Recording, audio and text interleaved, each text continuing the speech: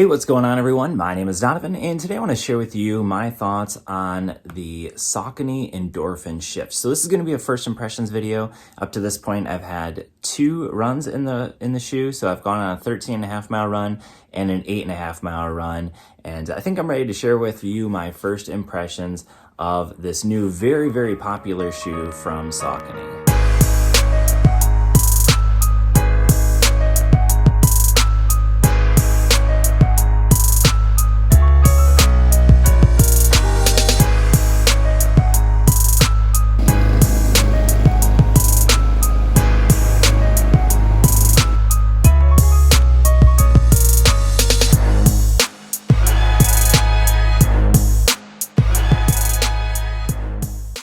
All right, so the first thing I want to mention about the Saucony Endorphin Shift is the price point. So it comes in at $140, and for a maxed cushion trainer, which is what I would call this shoe, a maxed cushion trainer, that's kind of right in line with the average. In terms of just trainers in general, it's definitely on the higher end of the price point. But one thing to mention here is that this is a pretty hard shoe to find, and that's because all of the Endorphin shoes are hard to find. So I have here the Saucony Endorphin Speed. I was able to find one company that had this one available in my size, which is size 9 in the US. And basically the same thing here with the Endorphin Shift. I actually found this on Amazon, so I'll leave links down in the description if they are available, but I was able to find these on Amazon for $140. And so far, I'll say that they've lived up to the hype, but we'll talk about that here in just a moment. So as far as the shoe is concerned, I mentioned it's a max trainer or maxed cushion shoe. So here in the forefoot, in the heel, we have 38 inches of stack height. In the forefoot, we have 34 inches of stack height. So very high stack height, and that's using the Power Run foam from Saucony. So you can see here that Power Run versus the Endorphin Pro and the Endorphin Speed are using the Power Run PB foam. So a little bit of a different foam here, but both of them have that speed roll technology. So that's what the Endorphin line is known for, is that speed roll technology. And I will say that you can feel that in the Endorphin Shift. It is a little bit different because this does have a very high stack height, but also so does the Endorphin Speed and the Endorphin Pro. They all have a relatively high stack height.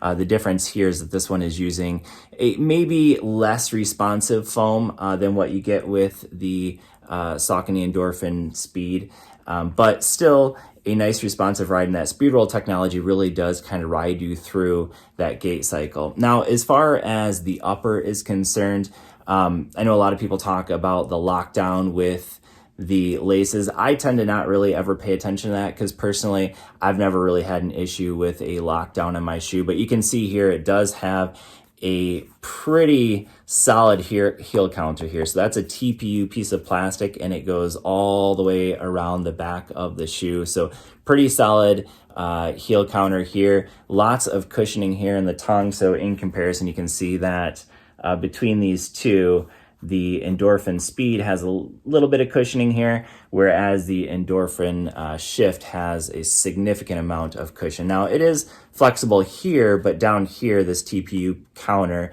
is definitely not flexible at all. As far as the mesh upper, it is a double layer mesh, so it's not as breathable. I actually am replacing essentially the Brooks, what is this? The Glycerin 17. So this one has a very similar upper. So this one has a double layer mesh. Same thing here on the Endorphin Shift. So this one has a double layer mesh, which, you know, makes it for a relatively warm shoe to wear. Especially, you know, I picked it up in black. It's available in 4 different colors. So they do actually have this colorway as well for the Endorphin Shift. But I found it to be a little bit warm, not too bad though. It's still definitely very breathable, but it is a double layer mesh there. And whereas like with the Endorphin Speed, much more breathable. This one, you're not going to have any issues with breathability, especially in the summer. You can actually see right through the shoe in some parts. But yeah, so this one, you definitely can't see through. That upper is a little bit more thick here in the shoe. The tongue, you can see, is also relatively padded, whereas over here on the Endorphin Speed, not quite as padded. But either way, both shoes feel very comfortable to wear. All right, so now let's go ahead and talk about this outsole of the Endorphin Shift. So one thing you'll notice here is that it does have a very similar pattern to what you get here on the Endorphin Speed, but actually the Endorphin Shift does have a little bit more exposed foam here. So this piece right here, all these white section right here, that's exposed foam, so I can push right in on that. This, of course, is the rubber, and out here we also have some rubber, and then down here and in the heel as well. So there actually is a good amount of exposed foam here, so that does make it a little bit lighter. It comes in at 10.1 ounces versus something like the shoe that I'm replacing here, the Glycerin 17. You can see this one has just loaded with rubber, and this one's actually a very heavy shoe. The thing I did not like about this shoe is that after about 250 miles, this shoe really lost its responsiveness. That foam really kind of compacted and lost its, I guess, responsiveness. And this shoe here, I'm hoping can replace that. But the one thing I maybe do have a little bit of concern, I know some people really like that, but there is quite a bit of exposed foam. So not sure exactly how long that outsole will last, but we'll kind of see as we use it a lot more. So up to this point, I think I've put about 20, let's see here, I went 13 and a half and 8.5, so about 22 miles in the shoe.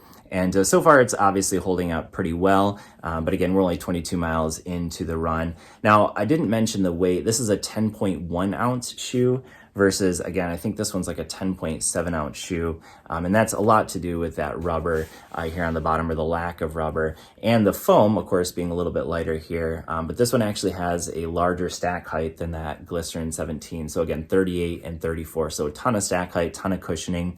So who is this shoe for, and personally, why did I pick it up? I picked it up specifically for easy days. I like the idea of being able to use that speed roll technology like what you get on the Speed for tempo days. This is what I kind of use for long runs as well. But for easy runs, easy days, recovery days, I want to be able to recover as fast as possible. So that max cushioning is nice to have. So that's what I'm personally using it for. Who do I think this shoe is for? Again, I think it's for someone who's looking for a max cushion shoe that maybe doesn't feel as heavy as a typical max cushion shoe. Again, this is only 10.1 ounces versus, a lot of the max cushion shoes, you're looking at 11 plus ounces. So this will give you that cushioning without a lot of the added weight. And I definitely think it could be for people who maybe are more casual runners. I wouldn't say this is a daily trainer for everyone, especially like if you're looking for a single shoe for a cross country season. I'm not sure I would necessarily recommend this shoe. The tread here, for cross country, maybe it not be the best, but it's definitely, in my opinion, more of a road shoe. But overall, I would say it's a fantastic shoe so far for what I need it for recovery days and things like that. But let me know what you guys think down in the comments section. Let me know what questions you guys have, maybe things that I didn't address in this video, because this is honestly my very first shoe review video. So let me know down in the comment section. Again, links will be down in the description if you're interested in picking it up. I picked it up again at Amazon for $140. So thanks for watching. I hope this video has been helpful for you, and I will see you all in the next one.